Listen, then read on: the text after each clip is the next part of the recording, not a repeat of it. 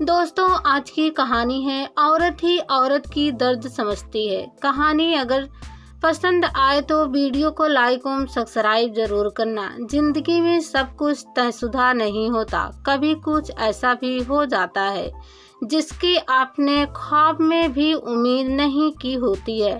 हालांकि अब मैं उस बुरे ख्याल से जाग गई हूँ।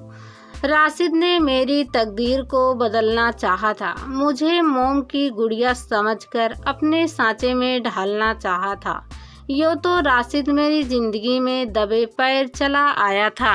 वह मेरी बड़ी खाला का बेटा था। पहली बार वह तरह तरह के सांचे में ढली मोमबत्ती लेकर आया था और एक दिन मुझसे कहा था, इंसान को मोम की तरह होना चाहिए। वक्त जब जिस सांचे में ढालना चाहे, इंसान को उसी आकार में ढल जाना चाहिए। राशिद का मोमबत्ती बनाने का बहुत पुराना कारोबार था।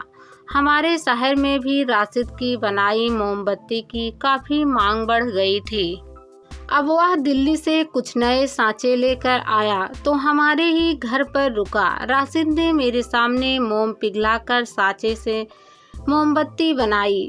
तब मुझे भी अपना वजूद मोम की तरह पिघला महसूस हुआ। मैं सोचने लगी, काश मुझे भी कोई पसंदीदा सांचा मिल जाता जिसमें मैं मन मुताबिक ढल जाती। एक दिन तपती दोपहर में राशिद ने मेरे दोनों बाजुओं को अपने हाथों से ऐसे जकड़ लिया मानो मैं मोम हूँ और वह जैसे चाहेगा मुझे सांचे में ढाल देगा। राशिद बड़ी मासूमियत भरे अंदाज में फुसफुसाया, मैं तुमसे बेहद मोहब्बत करता हूँ। वह मेरे जवाब के इंतजार में है और मैं सोच में पड़ गई। उसने फिर फुसफुसाना शुरू किया, जेबा, तुम्हारे बगैर सुबह सूनी, दोपहर वीरान और शाम उदास नजर आती है। मैं इतना सुनते ही न जाने क्यों बेतहास हंसने लगी और हंसते हंसते मेरी आंखें भर आई। राशिद हैरान सा मेरे ओर देखने लगा।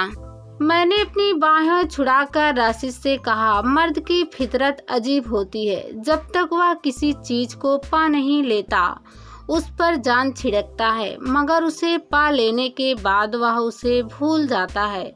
मर्द हमेशा उस पहाड़ की चोटी पर चढ़ना चाहता है जिसे अभी तक किसी ने छुआ ना हो, मगर चोटी पर चढ़ने के बाद वह आगे बढ़ जाता है दूसरी अजय पहाड़ की चोटी को जीतने के लिए। राशिद न तो स्कूली तालीम ज़्यादा ले पाया था और न ही जिंदगी की पाठशाला में होनहार था, जबकि मैं जिंदगी की पाठशाला में काफ़ी कुछ सीख चुकी थी। मर्द के सामने पूरी तरह खुल जाना औरत की बेवकूफ़ी होती है। उसे हमेशा राज का पर्दा सा बनाए रखना चाहिए। ऐसे औरत मर्द को ज़्यादा अपनी तरफ खींचती हैं। यह बात जिंदगी की पाठशाला में मैं सीख चुकी थी। 2 साल पहले मैं 12वीं जमानत पास करने के बाद घर बैठ गई थी। मेरा आगे पढ़ने का मन ही नहीं हुआ। दुनिया बेरौनक सी लगती थी, कहीं किसी काम में मन नहीं लगता था। जी चाहता है कि दुनिया से छिपकर किसी अंधेरी कोठरी में बैठ जाऊं, जहां मुझे कोई देख ना पाए। फिर पता नहीं क्यों मेरे दिल ने एक करवट सी ली। मैंने एक दिन अम्मी से आगे पढ़ने की बात की, वह खुश हो गई। औरत ही औरत के दर्द को पहचान पाती हैं। वह चाहती थी कि मैं पढ़ने में मन लगाऊं और खुश रहूं। मैं भी अब खुशी खुशी स्कूल से कॉलेज में पहुंची। बीएससी में जीव विज्ञान मेरे पसंदीदा विषय रहा। इंसान के भीतर देखने की चाह ने इस विषय में मेरी और दिलचस्पी पैदा कर दी थी। अब विषय के साथ साथ और भी बहुत कुछ बदल गया था। जमानत पढ़ने के साथ साथ स्टूडेंट में भी काफ़ी कुछ बढ़ोतरी हो जाती है। दिमाग के जाले साफ हो जाते हैं, पुराने दोस्त काफ़ी पीछे रह जाते हैं। नया माहौल, नए दोस्त हवा में नई खुशबू सी घोल देते हैं। एक दिन मैं बायोलॉजी का प्रैक्टिकल करके घर पहुंची तो घर में कुछ ज़्यादा ही चहल पहल नज़र आई। बड़ी खाला, खालू और राशिद घर पर दिखाई दिए। खाला खालू को सलाम कर मैं अंदर अपने कमरे में चली गई। रात का खाना खाने के वक्त मैंने एक बात नोट की थी।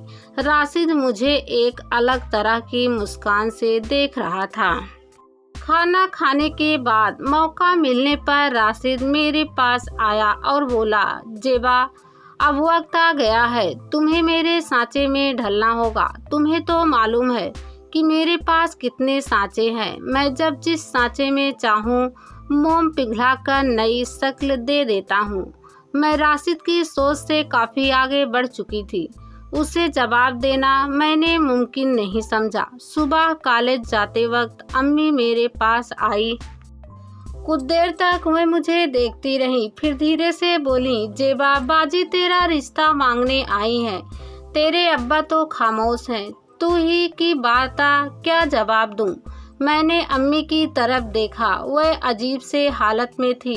एक तरफ उनकी बहन थी तो दूसरी वहीं तरफ बेटी। मैंने अब अपनी जबान खोलना वक्त का ताजा समझा।